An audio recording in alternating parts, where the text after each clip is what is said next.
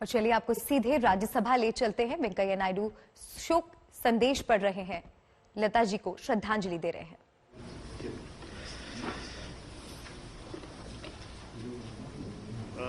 पहला दिन है वीक का और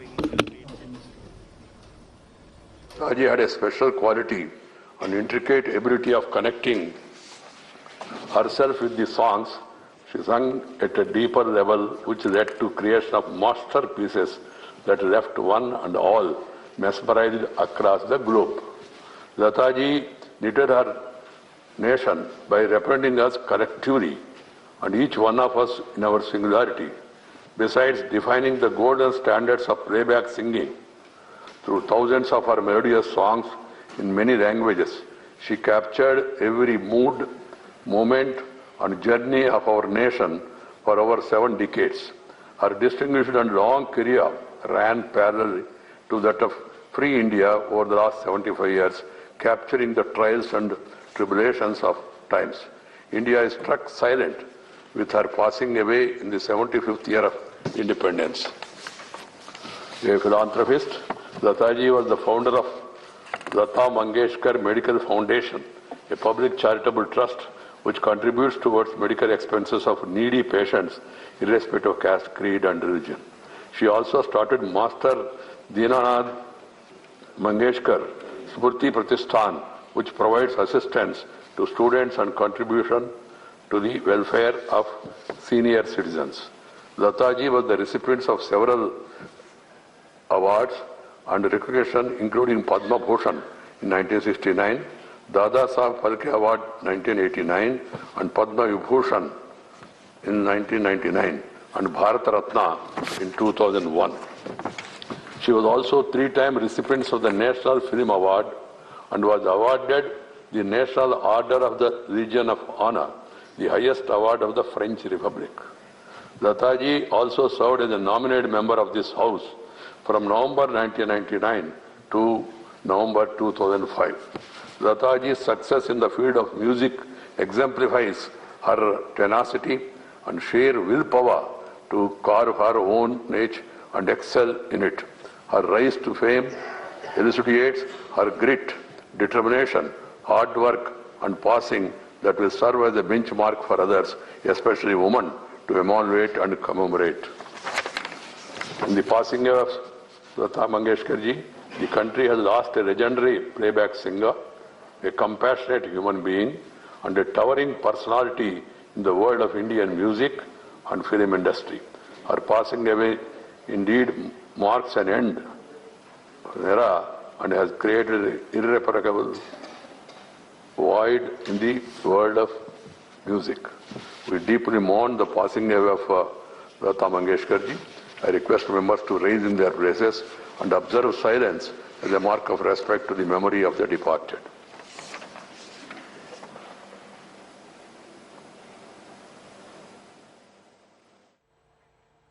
यूपी चुनाव के नजरिए से आज का दिन काफी अहम है। यूपी में पहले चरण का मतदान 10 फरवरी को होना है। उससे पहले प्रधानमंत्री चुनावी रण में आज से उतर रहे हैं। वहीं सीएम योगी भी आज 4 रैलियां करने जा रहे हैं। दूसरी ओर विपक्ष भी अपना सियासी अभियान तेज कर चुका है। बीएसपी सुप्रीमो मायावती बरेली पहुंच रही हैं, जहां वे चुनावी सभा को संबोधित करेंगी, जबकि अखिलेश सहारनपुर में मीडिया से बात करेंगे। तो आज हाई वोल्टेज दिन है। चुनाव प्रचार में तमाम सियासी पार्टियां अपना पूरा दमखम लगा रही हैं।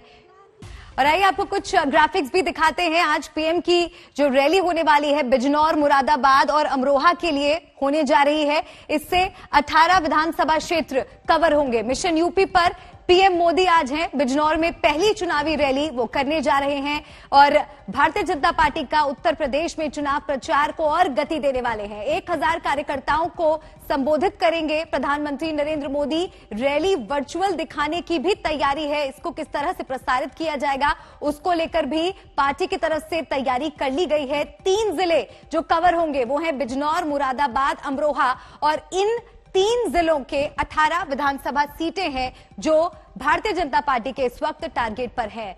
वैसे पीएम मोदी अब तक 3 वर्चुअल रैली भी कर चुके हैं। एक दिन पहले ही उन्होंने अखिलेश और यूपी में उनकी पूर्व की सरकार पर हमला बोला। सुनिए।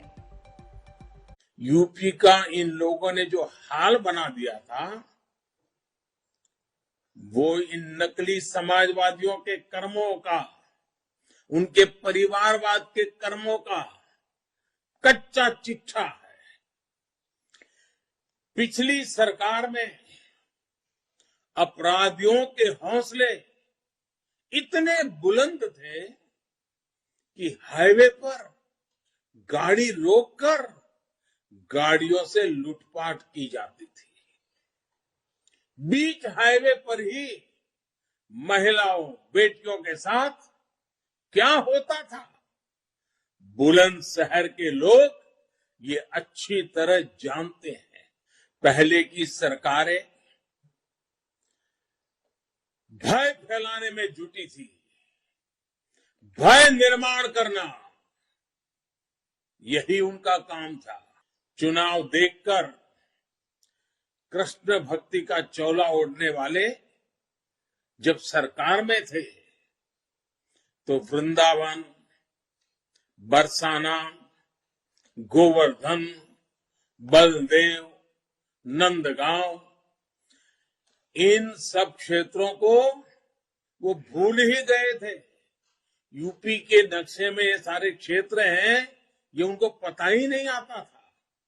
आज बीजेपी को अपार समर्थन देख इन लोगों को अब सपने में भगवान कृष्ण की याद आने लगी है।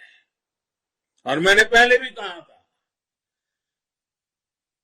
जो सोते रहते हैं वो सपने देखते हैं, जो जागते हैं वो संकल्प लेते हैं।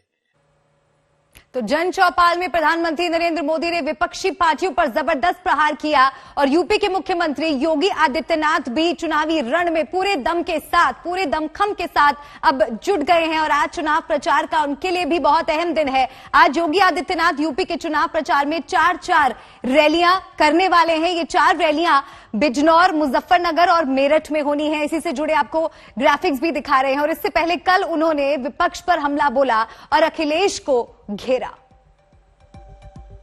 समाजवादी पार्टी के नेता से पूछा, मैंने कहा भैया ये बताओ कि चलिए हमारी काम तो दिखाई दे रहे, सड़क पर, मेडिकल कॉलेज पर, विश्वविद्यालय के नाम पर सब दिखाई दे रहा है, लोगों के मकान बनाए जा रहे हैं, लोगों को कनेक्शन दिए जा रहे हैं, वृद्धावस्था पेंशन, विधवा पेंशन, दिव्यांगजन पेंशन, ये सभी है, लेकिन आपने भी कोई विकास कराया? उसने कहा हाँ कराया है। मैंने कहा कहां? उसने कहा देखिए साहब, हमारे पास विजन नहीं था, हम सड़क नहीं बना सकते थे, मेडिकल कॉलेज नहीं बना सकते थे, लेकिन हमने कब्रिस्तान की बाउंड्री वॉल बनाई है। क्या काम किया था उन्होंने? कब्रिस्तान की बाउंड्री। भाइयों बहनों, ये कब्रिस्तान की बाउंड्री बनाने वाले लोग, आज उनको बोलने की आवश्यकता है, कब्रिस्तान से ही वोट भी ले लीजिए। ये सरकार तो वो है जिसने विधानसभा में पुड़िया दिखाई और कहा कि ये आतंकवादी हमला हो सकता है, और बाद में कुछ महीनों के बाद जब जांच हुई तो उसमें लकड़ी का बुरादा निकला। तो ये भारतीय जनता पार्टी है जो कोई भी साजिश और कोई भी षड्यंत्र, कोई भी झूठ फैला सकती। भारतीय जनता पार्टी झांसा देती है, भारतीय जनता पार्टी झूठ बोलती है, भारतीय जनता पार्टी झगड़ा लगाती है। उत्तर प्रदेश में चुनावी पारा चढ़ा हुआ है और अब बात पंजाब की इसलिए क्योंकि आखिरकार पंजाब में कांग्रेस ने अपने मुख्यमंत्री पद के उम्मीदवार का चेहरा सबके सामने पेश कर दिया है। कल लुधियाना में राहुल गांधी ने अपनी वर्चुअल रैली में चरणजीत सिंह चन्नी के नाम का ऐलान कर दिया। राहुल ने अपने संबोधन में सिद्धू की और सुनील जाखड़ की भी जमकर तारीफ की, लेकिन विरोधियों ने हमला तेज कर दिया है। तो कल राहुल ने क्या कहा, आपको सुनाते हैं। चन्नी जी गरीब घर के बेटे हैं, गरीब घर के बेटे हैं, गरीबी को समझते हैं,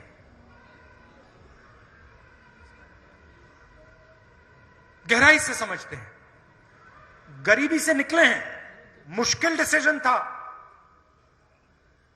आपने आसान बना दिया।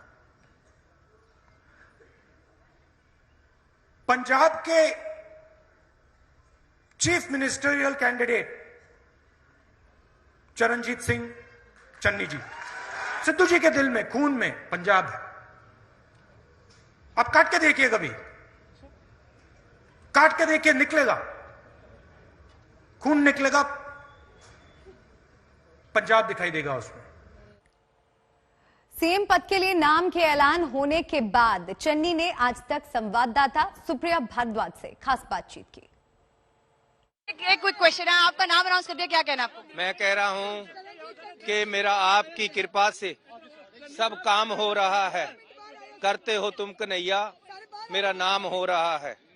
संतन के कारज आप खलोया, हर काम करावन आया राम। सर, इसके साथ साथ आप ये बताइए कि राहुल गांधी ने आपका नाम अनाउंस किया, उन्होंने कहा कि 2 हिंदुस्तान की उन्होंने पार्लियामेंट में बात की थी, और आज जो है गरीबों के बेटे के रूप में आपको उन्होंने नाम आपका अनाउंस किया, आपको क्या कहना है? ये पगड़ी मेरे सर पे नहीं रखी गई, ये पंजाब के गरीब मिडिल क्लास फैमिली, किसान, दुकानदार, छोटे व्यापारी, ये सब लोगों पे ये पंजाब के सिर की पगड़ी है। इसको पंजाब के लोग संभालेंगे। आखिरी सवाल जो आपसे है कि सिद्धू जी आपने जो कहा उससे आप क्या कहेंगे? सिद्धू साहब, मैं आपसे थोड़ी देर बाद मिल लूं, फिर आपके साथ। आपसे मैं एक सवाल, सर बस मेरा आखिरी सवाल है, सर मेरा आखिरी सवाल है, नवजोत सिंह सिद्धू के लिए क्या कहेंगे? नवजोत सिंह सिद्धू मेरे बड़े भाई हैं, हम दोनों रलकर और साथ में जाकर, दुर्गा पेश हो गई, और हम सब रलकर पंजाब को आगे लेकर जाएंगे। कोरोना के आंकड़ों में गिरावट के बाद आज से दिल्ली, यूपी और गुजरात में स्कूल्स खुल रहे हैं। 9वीं से 12वीं के क्लास में बच्चे पहुंचे हैं, उनमें नया जोश है, नई उमंग है। तो क्लासरूम्स में एक बार फिर से रौनक लौट आई है। कई राज्यों में आज से स्कूल्स रीओपन हो गए हैं गाइडलाइंस के साथ। राजधानी दिल्ली में स्कूल्स आज से खुल गए हैं। 7 फरवरी का दिन आज है और सुबह से बच्चों का आना स्कूल्स में शुरू हो गया है। इस वक्त मैं मौजूद हूँ यूनिवर्सल पब्लिक स्कूल में, जहां आप देख सकते हैं बच्चों के बैग्स को सैनिटाइज किया जा रहा है। उसके बाद में बच्चे एक एक करके अंदर जाएंगे। अभी इस वक्त सैनिटाइजेशन का काम यहाँ पर चालू है, क्योंकि कोविड से लड़ने के लिए सैनिटाइजेशन जो है वो बहुत प्रमुख है, तो उस काम को यहाँ पे किया जा रहा है। साथ ही यहाँ पर 9वीं से 12वीं कक्षा के बच्चे भी मौजूद हैं। पूछ भी लेते हैं कि उनका क्या कहना है। स्कूल वापस खुले हैं, कुछ कहना चाहेंगे कि फिर से आप लोगों की वापसी हुई है? बीच बीच में बार बार बंद हो रहे थे स्कूल। तो स्कूल्स खुले तो we are really excited for that, and obviously सारे कोविड प्रोटोकॉल्स फॉलो हो रहे हैं। जरूरी है कि बच्चों की पढ़ाई अच्छे से हो। अब बच्चों की वापसी हो रही है, यहाँ पे बच्चे आने शुरू हो गए हैं, अंदर जाएंगे और फिर से सुचारू रूप से इनकी कक्षाएं चलेंगी। कैमरा पर्सन अंकित खंडेलवाल के साथ श्रुतिका, दिल्ली।